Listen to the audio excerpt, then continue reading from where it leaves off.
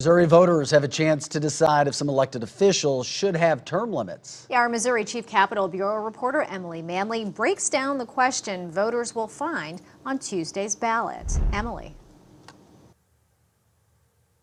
Well, Vic and Jasmine, there are 2 amendment questions on all Missouri ballots this year.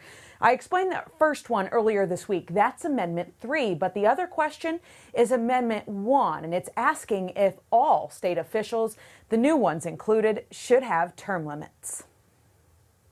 Right now in Missouri, we have inconsistencies in the way that term limits are applied to different elected officials. Currently in Missouri, the governor, treasurer, and members of the General Assembly are constricted to 8-year term limits. The offices that would be now the term limits would be expanded to are significantly different from the offices that we currently have term limited. Amendment 1 on the ballot reads, do you want to amend the Missouri Constitution to extend the 2-term restriction that currently applies to the governor and the treasurer to the lieutenant governor, secretary of state, auditor, and the attorney general? If it passed, would apply term limits consistently across the board to all the other statewide officials that are currently exempted. Republican Senator from Kansas City, Tony Luetkemeyer, sponsored the bill in 2019. I think it's important to keep people who are in elective office accountable to the public. I think it's important that people not become entrenched career politicians. Luetkemeyer says term limits has bipartisan support,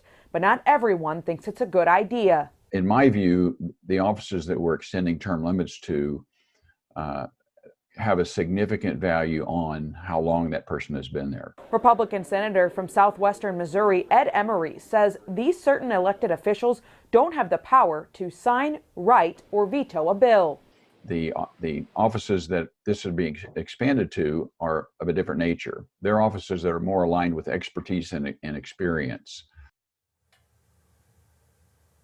Now, Senator Luetkemeyer says if voters pass Amendment 1 on Tuesday, it's going to go into effect at the beginning of the year. So what does this mean? So if someone is reelected on Tuesday, that's like Secretary of State Jay Ashcroft, his 2-term restriction doesn't start until after he's reelected, which means that his current position and his current title doesn't count. Reporting for our Missouri Capitol Bureau in Jefferson City, I'm Emily Manley, Fox 2 News.